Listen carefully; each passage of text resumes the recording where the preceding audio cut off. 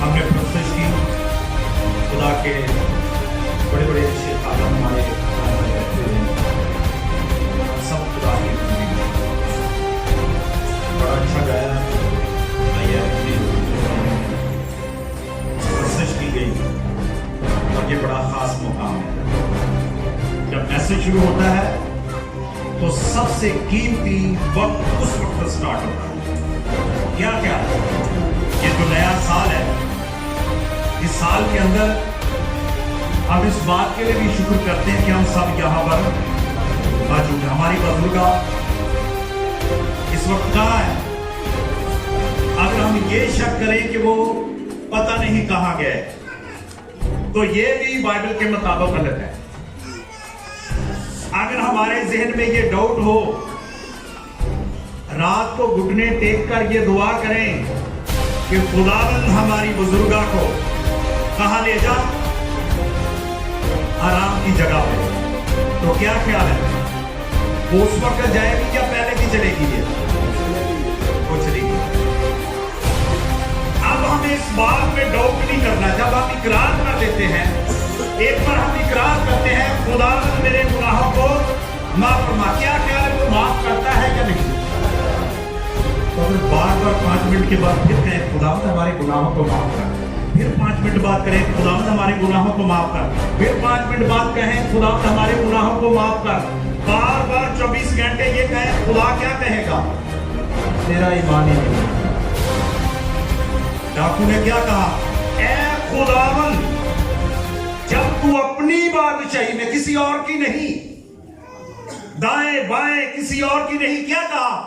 ऐ खुदावंद जब तू अपनी बादशाही में जाए तो ओनली क्या करना मुझे? तो यस्सु अल मसीह ने क्या फरमाया वहां पर कि तू कल नहीं, परसों नहीं, तरसों नहीं, अगले साल नहीं, 10 साल बाद नहीं, 10,000 साल बाद नहीं, बल्कि क्या कहा? आज ही तू मेरे साथ। तो यस्सु क्या कहा था आलमिरवा में? तो उसको क्या कहा था कि तू आज ही मेरे साथ, क्योंकि यस्सु अल मसीह ही फरदौस है, वो ही आराम की। बाइबल में से कहा, आयत को पढ़ेंगे, अय्यूब की किताब, जिनके पास बाइबल है वो निकालें, अय्यूब की किताब और उसके 42 बाब की पहली आयत है। एक आयत पढ़ेंगे। अगर मैं 1 घंटा 2 घंटे भी बोलूं तो अगर समझ ना लगे तो मेरे बोलने का कोई फायदा नहीं है। तो अगर 10, 15, 20 मिनट में मैसेज हो जाए तो मेरे ख्याल में वो बेहतर है, जिसकी हमें समझ लग जाए। पालूस रसूल क्या कहता है? 10,000 से 5 कहनी जिसकी समझ आ जाए वो बेहतर है। हाँ जी, 42 बाब, हाँ जी 42 बाब की पहली है, ये पढ़ते हैं। हम कलाम मुकद्दस में से देखेंगे अय्यूब की किताब, उसका 42 बाब और उसकी पहली आयत में यूं मरकूम है, तब अय्यूब ने खुदावंद को यूं जवाब दिया, मैं जानता हूं कि सब कुछ कर सकता है और तेरा कोई इरादा रुक नहीं सकता। खुदावंद के पाक कलाम पढ़े, सुने जाने पर खुदावंद की खास बरकत हो। खुदा के कलाम के लिए क्लैपिंग कर सकते हैं। खुदा के कलाम के लिए हमने क्लैपिंग की। क्यों? इस कलाम को खत्म करने के लिए बड़ी बड़ी ताकतें उठी। जब से दुनिया बनी है, बड़े बड़े जंगजू, सिपासलार, जाति जूलियत जैसे बड़े बड़े फराऊन आए, लेकिन ये कलाम खत्म, बल्कि ये बढ़ता ही गया और तरक्की करता ही गया। आज पूरी दुनिया के अंदर जितना सिस्टम है वो कलाम के जरिए है। अगर हम दुनिया की किसी चीज पर भी नजर करेंगे, उसके अंदर बाइबल नजर आएगी, सिर्फ देखना पड़ेगा। हमारे घरों के अंदर एक घड़ी लगी होती है, वॉल क्लॉक। किसने तैयार की है? गोरे ने, अंग्रेज ने, लेकिन उसके अंदर क्रॉस है। जब 9 बजते हैं तो यीशु मसीह को सलीब पर 9 बजे सुबह दिया गया था। घड़ी आगे चली और 12 पर चली गई।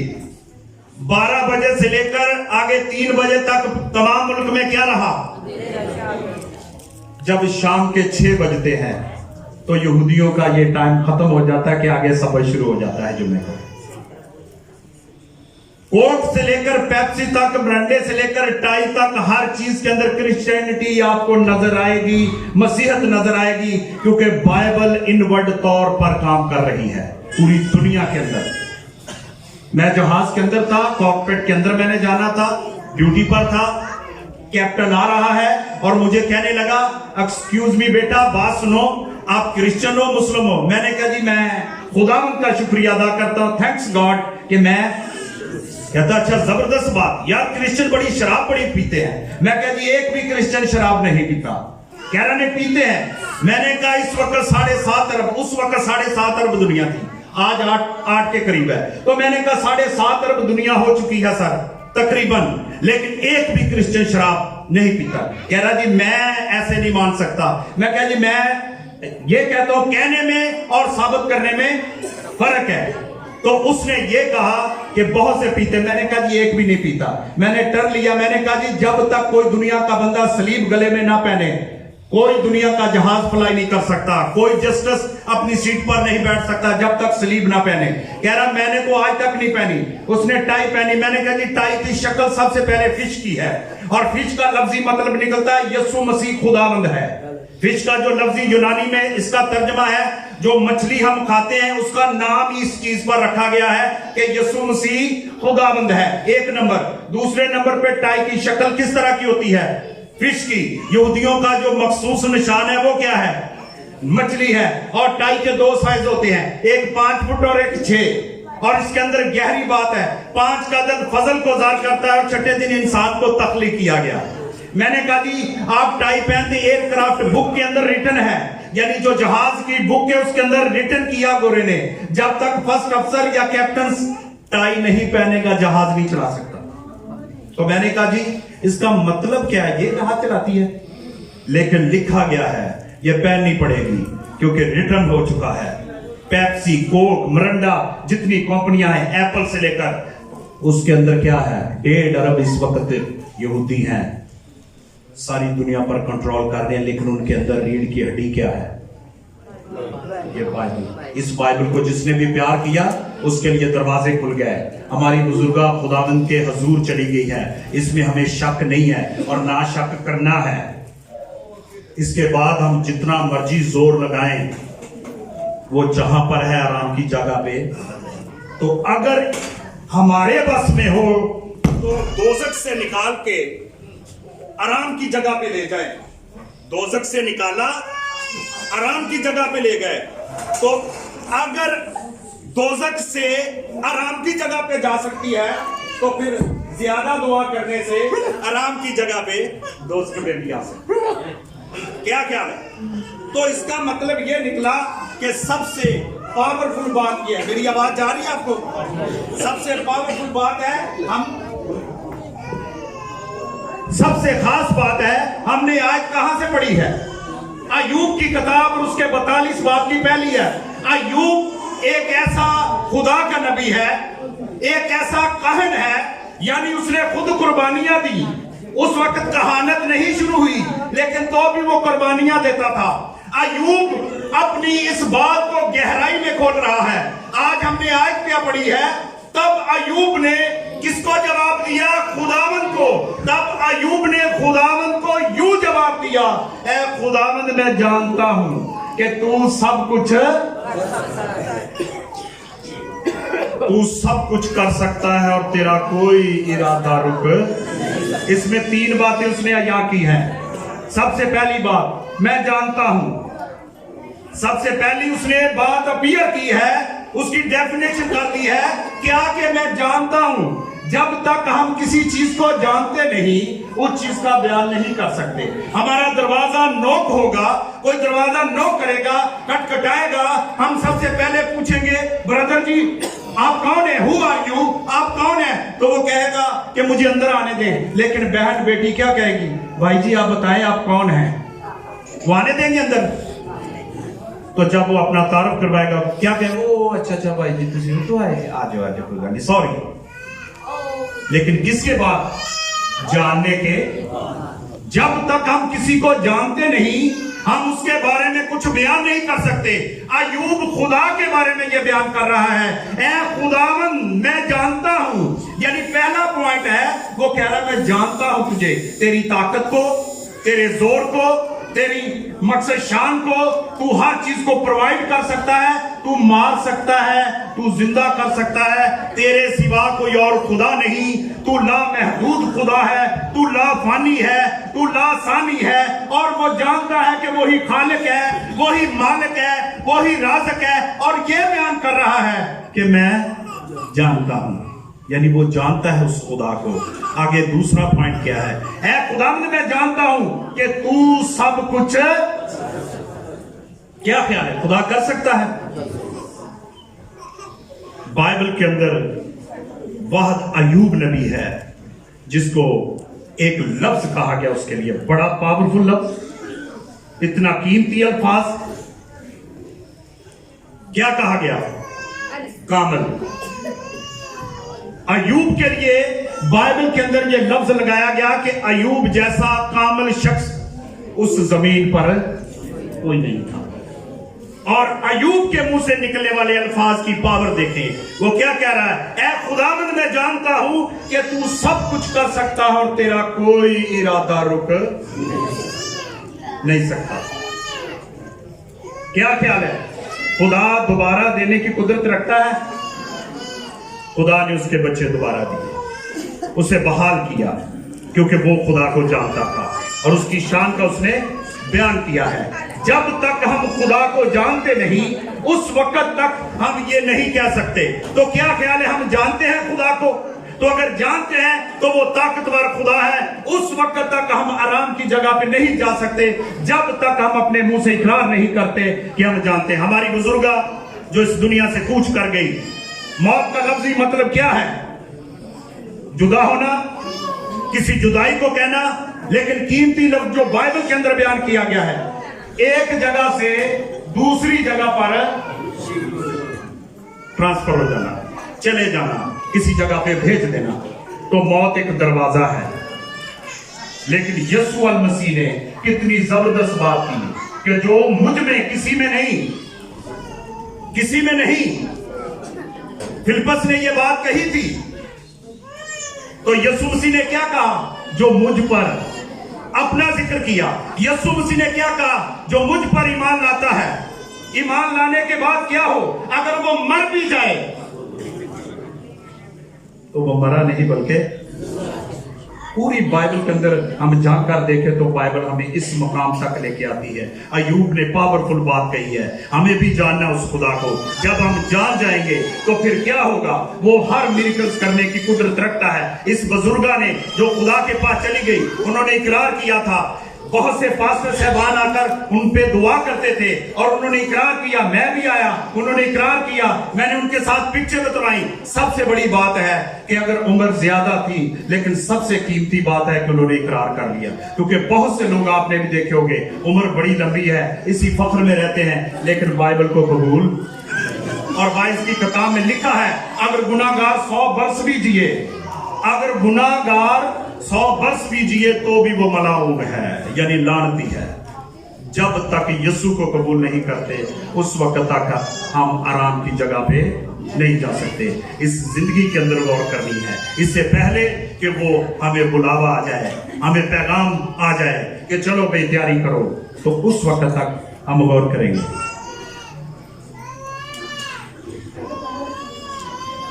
सबसे कीमती बात यहां पर एक स्टोरी मैं शेयर करता हूं, उसके बाद हम दुआ करेंगे।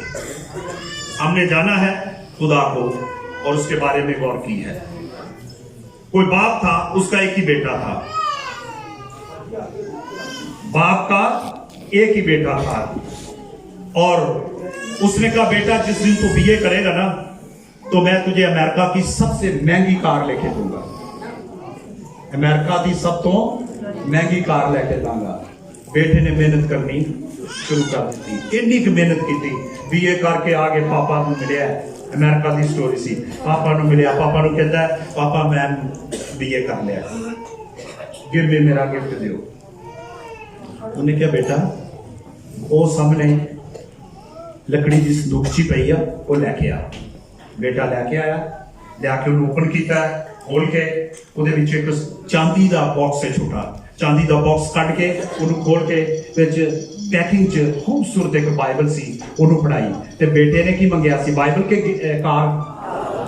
ਤੇ ਜਦੋਂ ਉਹਨੇ ਵੇਖੀ ਨਾ ਬਾਈਬਲ, ਤੇ ਇਸ ਤਰ੍ਹਾਂ ਕਰਕੇ ਸੁੱਟ ਕੇ ਨਾ ਨਾਰਾਜ਼ ਹੋ ਕੇ ਘਰ ਚੋਂ ਚਲਾ ਗਿਆ। ਬਾਪ ਆਵਾਜ਼ਾਂ ਦਿੰਦਾ ਰਿਹਾ, ਪੁੱਤਰ ਵਾਪਸ ਆ ਜਾ, ਵਾਪਸ ਆ ਜਾ।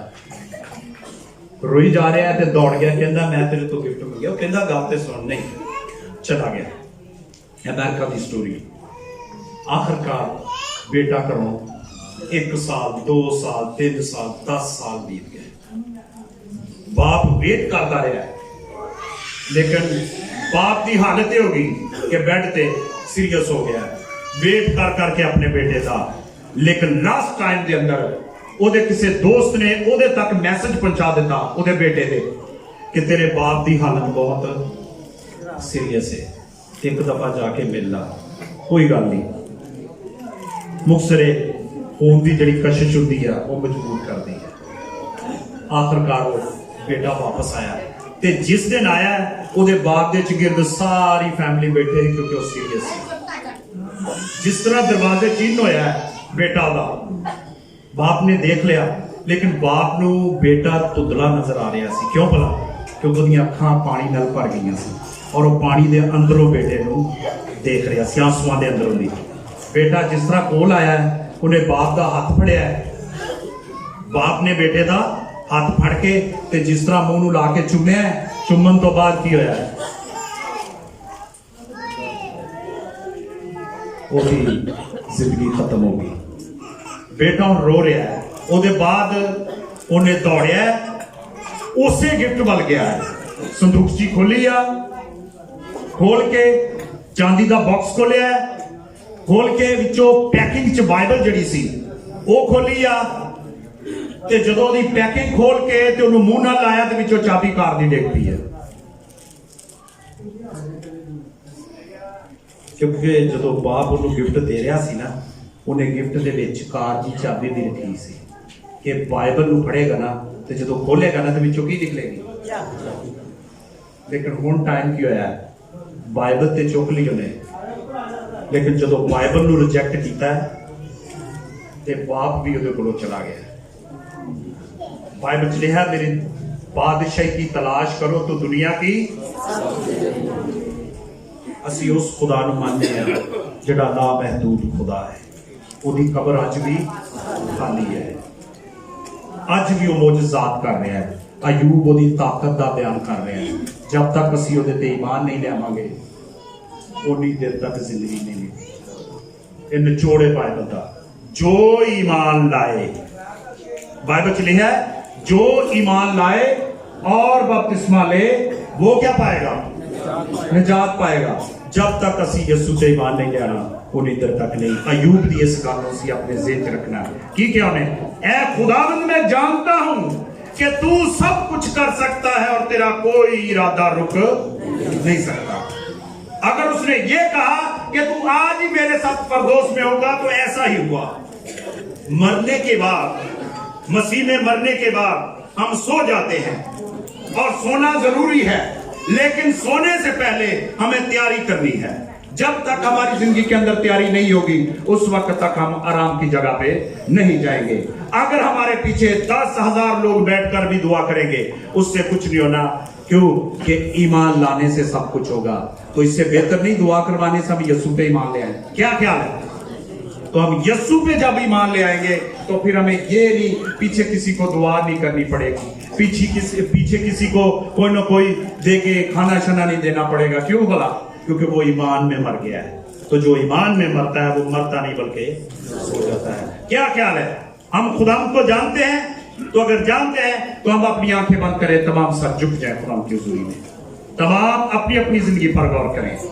आज हमने जो खुदा की आवाज सुनी है हम भी यही कहें अयूब की तरह, क्या खुदा हम जानते हैं कि तू सब कुछ कर सकता है और तेरा कोई इरादा रुक नहीं सकता। अपनी आंखें बंद करें और हर कोई अपनी जिंदगी के लिए दुआ करे, इकरार करे खुदावंद यीशु के बारे में और अपना ईमान उस पर लाए, मजबूत हो जाए। इससे पहले वो स्नेहा, वो संदेशा, वो मैसेज, वो पैगाम, वो फरिश्ता आ जाए हमें लेने के लिए और खुदा की तरफ से हुक्म सादर हो जाए, हमें क्या करना है? क्या रहना है? अपनी जिंदगी पर गौर करना है, अपने गुनाहों का इकरार करना है। खुदावंद हम जीते जी अपनी जिंदगी के अंदर से गुनाहों को छोड़ते हैं, हम इकरार करते हैं हम गुनाहगार थे, लेकिन तेरे लहू से, तेरे मुखलसी देने से, तेरे छुटकारे से हम पाक हुए हैं। अपनी जिंदगी पर गौर करें, गौर करेंगे थोड़े से वक्त में अपनी जिंदगी पर गौर करें। क्यों कि हमने खुदा के कलाम की आवाज सुन ली है ताकि हम मजबूत रहें, स्ट्रांग रहें और अपने आप को तैयार करें। हालेलुया। खुदा तेरी तारीफ हो, तेरी तमजीद, तेरी सताइश हो, क्योंकि तू अजीम खुदा है। खुदा आप सबको बरकत दे। दुआ करें।